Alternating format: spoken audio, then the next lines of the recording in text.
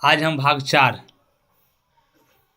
जिसमें राज्य के नीति निर्देशक तत्व directive principles of state policy के बारे में पढ़ेंगे। इसमें अनुच्छेद 36 से 51 तक की विवरण दिया हुआ है। तो चलिए आज स्टार्ट करते हैं।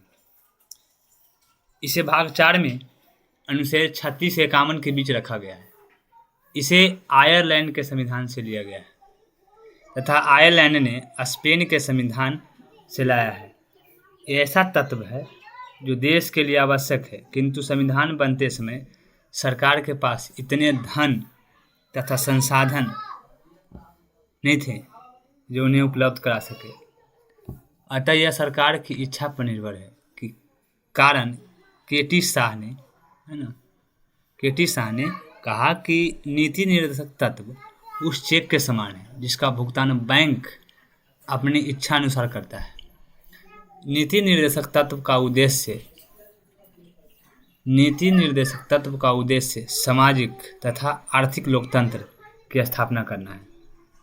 अनुच्छेद 36 कहता है दोस्तों कि अनुच्छेद 36 में नीति निर्देशक तत्व की परिभाषा का विवरण है परिभाषा। और अनुच्छेद 37 की बात करें तो इसे न्यायालय द्वारा लागू नहीं कराया जा सकता, अर्थात यह न्यायालय द्वारा प्रवर्तनीय नहीं है या वाद योग्य नहीं है। अनुच्छेद 38 कहता है कि लोक कल्याण की अभिवृद्धि अर्थात सरकार जनता का कल्याण करेगी, जैसा राशन कार्ड, सामाजिक राजनीतिक न्याय के लिए। अनुच्छेद 39 कहता है मित्रों कि समान काम के लिए स्त्री हो या पुरुष समान वेतन तथा संसाधनों का उचित वितरण होना चाहिए। अनुच्छेद 39 के कम में कहता है कि निःशुल्क विधि यानी कानून जो है निःशुल्क सहायता होनी चाहिए और 42वां संशोधन के तहत 1976 में लागू किया गया था। अनुच्छेद 40 की बात अगर करें तो ग्राम पंचायतों का संगठन दिया हुआ है। अनुच्छेद 40 की बात करें तो इसमें ग्राम पंचायतों का संगठन दिया हुआ है। और अनुच्छेद 41 की बात करें तो इसमें कुछ दशाओं में सरकारी सहायता यानी काम, शिक्षा प्राप्त करना, जैसा विधवा पेंशन, विकलांग पेंशन को साइकिल देना है ना, विकलांग को साइकिल देना, ये अनुच्छेद 41 में दिया हुआ है। और अनुच्छेद 42 की बात करें तो न्याय संगत कार्य को मनोचित दशा तथा प्रसूति सहायता उपलब्ध करना, जैसे गर्भवती महिला द्वारा कठोर शारीरिक श्रम न करना, है ना, गर्भवती महिला द्वारा कठोर शारीरिक श्रम जैसे फिजिकल काम, है ना, फिजिकल वर्क को करना वर्जित है, वो अनुच्छेद 42 में कहा गया है। अनुच्छेद 43 में कहता है कि निर्वाह योग्य मजदूरी अर्थात इतना वेतन दिया जाए कि परिवार चला सके, है ना, कुटीर उद्योग में सरकारी सहायता, है ना, 10 से दशाओं। और 42 में मजदूरी मनोचित दशा से मनोचित जो अनुच्छेद 42 में विवरण दिया हुआ है, मनोचित दशा, और न से निर्वाह योग्य मजदूरी जो 43 में दिया हुआ अनुच्छेद 43। अनुच्छेद 43 के उद्योग प्रबंधन में कामगारों की भागीदारी। अनुच्छेद 44 समान सिविल संहिता अर्थात सभी धर्मों के लिए विवाह एवं तलाक की शर्तें समान रहेगी, भले ही विवाह की रीति रिवाज अलग हो। नोट: अपराध के कानून को दंड संहिता तथा चुनाव के कानून को आचार संहिता कहते हैं। अनुच्छेद 45 6 वर्ष के कम आयु के बच्चों के स्वास्थ्य का ध्यान रखना सरकार की जिम्मेदारी है, रेस्पॉन्सिबिलिटी है, तथा 6 से 14 वर्ष की आयु के बच्चों को निःशुल्क शिक्षा देने की सरकार की जिम्मेदारी है। नोट: शिक्षा के अधिकार को मूल अधिकार बनाकर 21 के क में जोड़ दिया गया है और वो 86वां संशोधन 2002 के तहत। अब अनुच्छेद 46 की बात करें तो अनुच्छेद 46 की अगर करें तो SC ST OBC के लिए विशेष आरक्षण दिया हुआ है अनुच्छेद 46 में। और अनुच्छेद 47 में बात करें तो इसमें सरकार पोषायुक्त आहार उपलब्ध कराएगी तथा नशीली दवाई एवं शराब पर प्रतिबंध लगाएगी।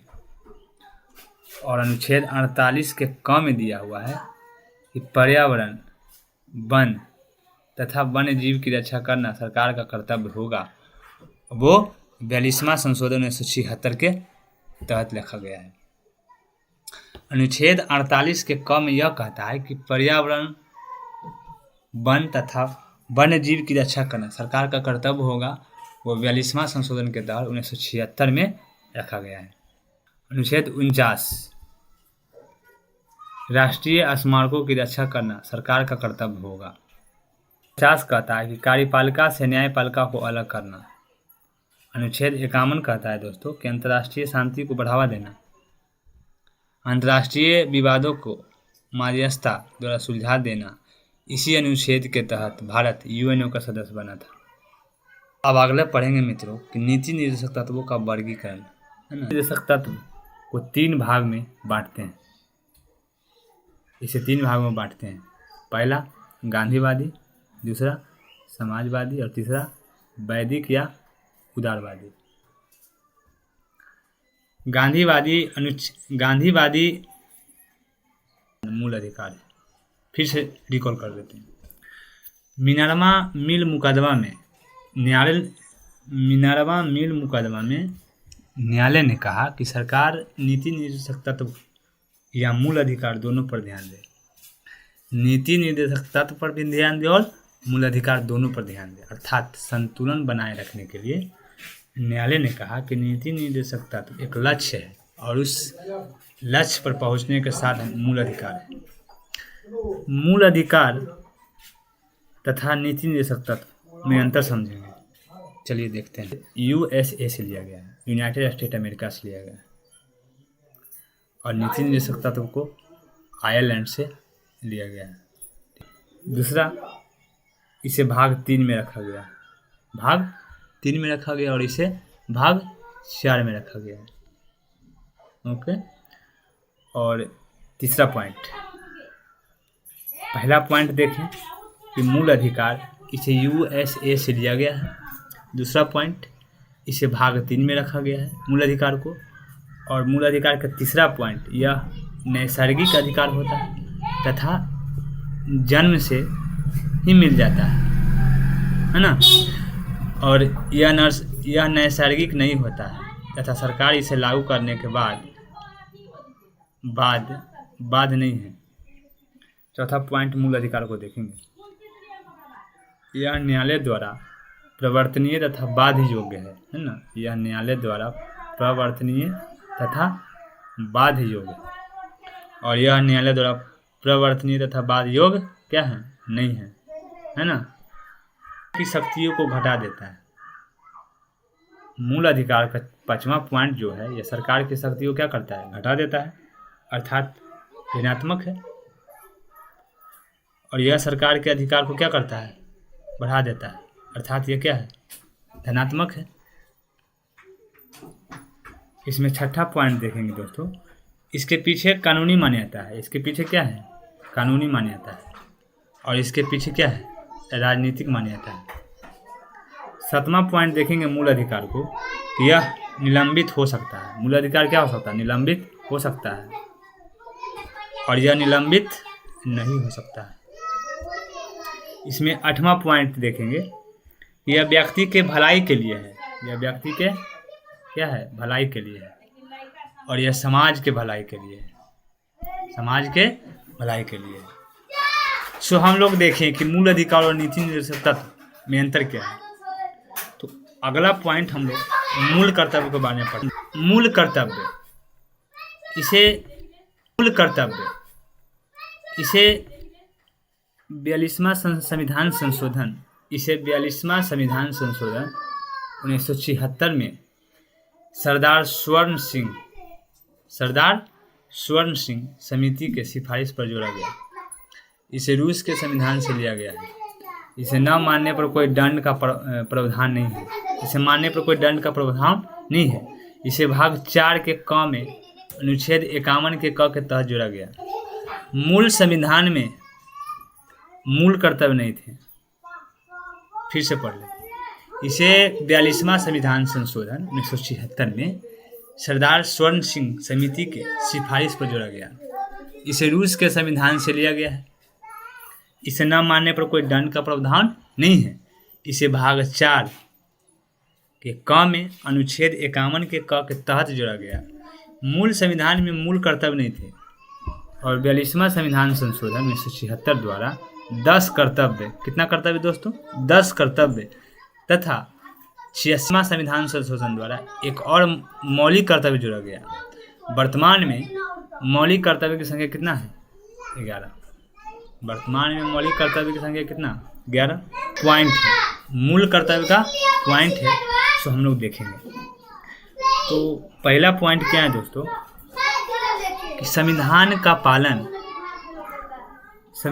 पालन तथा इसके आदर्श संस्था संसद, वो सुप्रीम कोर्ट हो या हाई कोर्ट हो, राष्ट्रीय ध्वज, राष्ट्रीय प्रतीक तथा राष्ट्रीय गान का सम्मान करना, सभी को करना है। और पॉइंट नंबर 2, इसमें राष्ट्रीय आंदोलन को प्रेरित करने वाले आदर्श का पालन करना, यानी नारा को पालन करना है ना। तीसरा पॉइंट सो हम लोग पढ़ेंगे। इसमें देश की संप्रभुता जिससे दबाव रहित शासन, एकता तथा अखंडता को बनाए रखना। चौथा पॉइंट, देश की रक्षा करना तथा राष्ट्र की सेवा करना। पांचवा पॉइंट, देश के लोगों को नम्रता, जो मेल मिलाप तथा भाईचारा बनाए रखना। छठा पॉइंट में कहता है कि देश की समृद्ध तथा गौरवपूर्ण समृद्धि की रक्षा करना। सातवां पॉइंट कहता है कि वैज्ञानिक दृष्टिकोण अपनाना। आठवां पॉइंट, पर्यावरण, वन तथा वन्य जीव की रक्षा करना। पॉइंट नंबर 9, सार्वजनिक या सरकारी संपत्ति की रक्षा करना। पॉइंट नंबर 10, व्यक्तिगत तथा सामूहिक भलाई के लिए तैयार रहना। और 11, पॉइंट नंबर 11 में कहता है कि 6 से 14 वर्ष के बच्चों को अभिभावक यानी गार्जियन का यह कर्तव्य होगा कि वे अपने बच्चों को प्राथमिक शिक्षा उपलब्ध कराएं।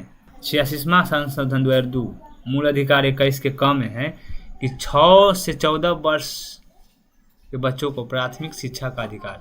86वां संशोधन 2002 मूल कर्तव्य जो अनुच्छेद 51 के क में लिखा है कि 6 से 14 वर्ष के बच्चों को अभिभावकों को उनकी प्राथमिक शिक्षा देना उनका क्या है? कर्तव्य। 86वां संशोधन 2002,